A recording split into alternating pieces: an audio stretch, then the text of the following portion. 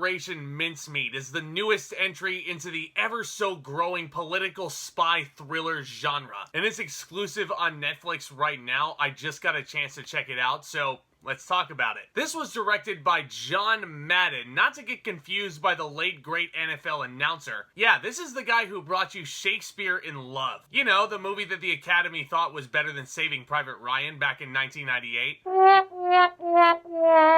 I mean, you're entitled to your own opinions, guys. This film is set in 1943, starring the likes of Colin Firth, Emily Macdonald, and Jason Isaacs, and we follow the Allied forces, and they're determined to launch an all-out assault on Fortress Europe. But they face an impossible challenge: to protect a massive invasion force from entrenched German firepower and avert a potential massacre. So this is a movie that's based on true events, and I honestly had no idea this movie was even coming out. That is until I got that monthly email in my inbox from Netflix about what's new this month, and I'm like, Colin Firth is in this. Lucius Malfoy is in this. This was made by the director of a film that won Best Picture when it shouldn't have. I should probably watch this, huh? And that I did. And let me tell you guys, I love me a great spy thriller like The Imitation Game in many ways. And with this lavish production design and great direction from John Madden, it did remind me a lot of The Imitation Game in a lot of aspects. If there's one thing you can take away from any film directed by John Madden, a period piece that is, he really knows how to transport you back in time throughout all courses of history. And I think he really captures this part of World War II absolutely brilliantly. The shot composition is quite stunning for the most part. The lighting is very minimal. This is portraying a dark, dark time in our history. I think that lighting design got the impact of this part of history spot on. And I thought the score here from Thomas Newman, who's a name that I haven't really talked about really in any of these videos. This is the guy who brought you scores for Skyfall, Spectre, Finding Nemo, WALL-E. And I think this is definitely one of his loudest and most in-your-face scores that he's ever put out there. He really helps to sell the magnitude of the moment here for these people. Speaking of these people, the performances across the board are definitely very solid. Colin Firth has a lot to do here. He's a very skilled actor. He's won an Academy Award in the past. He knows what he's doing. And this is not a knock on him at all, but there were parts of this film where I just couldn't help but see Colin Firth. Like, you know what I mean? To me, his voice is just so recognizable. I kind of brought up the same trait with Mark Wahlberg. Like, no matter how hard he's trying, I just can't help but see that person. I think my personal favorite performance in this film was Jason Isaacs as this military commander. So imposing. He has such an intimidating presence here. When you get called into his office, you're in for the worst. Like, Jason Isaacs is just gonna bring the hammer down on you. And he just has that aura about him, and he is just so riveting to watch every single time he steps into the frame here. I could not take my eyes off of this guy. This is one of the most underappreciated actors working right now. I just saw Mass, which is on Hulu.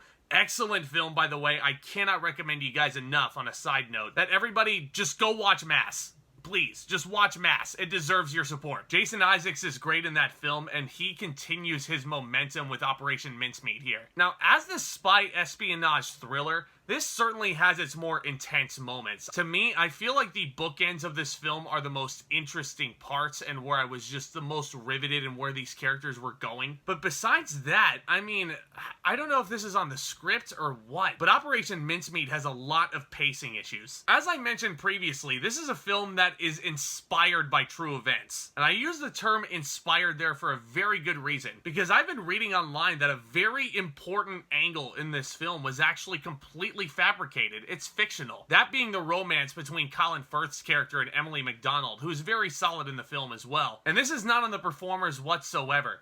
But that just kind of felt like a sidetrack from the stuff that I really wanted to see. I wanted to see how these people were going to get out of this situation. I didn't necessarily care about whether or not, you know, the guy gets the girl or whatever. That's not the kind of movie I wanted. But yet it just felt to me that the screenplay was way more interested in that angle than it should have been. Especially egregious because that's fictional. And again, I'm sure there's probably going to be some people in the comments who are going to correct me and say, oh no, Zach, this is totally real. And you know what? I could very much be wrong, and you guys can very much well correct me, but that part of the movie just did not interest me in the slightest, is all I'm saying. All in all, Operation Mincemeat is a messily paced film. It's certainly very nice to look at, it's well directed, the performers are all doing some solid work in this, but my good friend Ryan O'Toole, who reviewed this movie a couple of days ago, I can't help but agree with him. There wasn't really anything in this film to really make it stand out above all the other political spy espionage thrillers that we've been getting,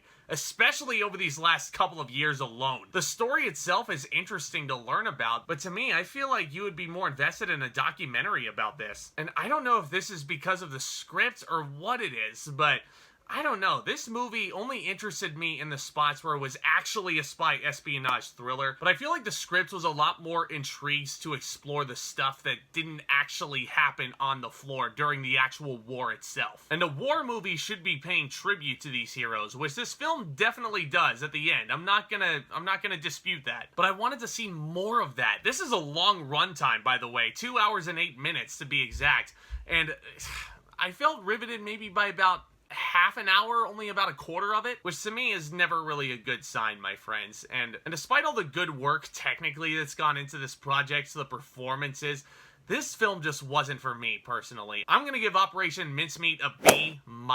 And the film is only getting that high grade because the production design is that good. The performances are really, really good, especially from Colin Firth and Jason Isaacs. It's on Netflix right now if you guys want to form your own opinions about it. Please don't take my opinions as gospel. Obviously, I'm just one person. I'm just one person who's making these videos for fun. So if you guys have seen the film, let me know what you thought of it down in the comment section below. Of course, keep all things respectful, especially to each other. This is all just fun talk about the movies and what have you. If this is your first time visiting the channel, do consider smashing that subscribe button as well as that notification bell. That way, you guys can always stay in the loop. And don't forget to hit that like button if you enjoyed what you saw today. Hoo boy, we got a lot of exciting things to talk about throughout the month of May. I'm going to be wrapping up my Jurassic Park series in the build-up to Jurassic World Dominion, which releases on June 10th. I'm also very, very excited to announce that I'm going to be doing my Spoiler City stream with a big, gigantic panel of fellow YouTubers alike. The multiverse is being opened. We're going to be talking about Multiverse of Madness and Moon Knight. Heavy spoilers ahead. That'll be May 22nd over here. Also, I'm going to be fulfilling my New Year's resolution. I'm going to be talking about more Disney. This month on the channel, we're going to be looking at Lilo and Stitch. Hopefully, I'll have that up by Memorial Day weekend, if not a little bit before that. And you know what, guys? I've decided that since we have Top Gun Maverick coming out at the end of the month going into Memorial Day, I mean, it's only fitting that I look at the original Top Gun from 1986, right? That's gonna be a lot of fun, guys. So stay tuned for all this and much, much more. Y'all are the best. And with all that being said, back talk, commence!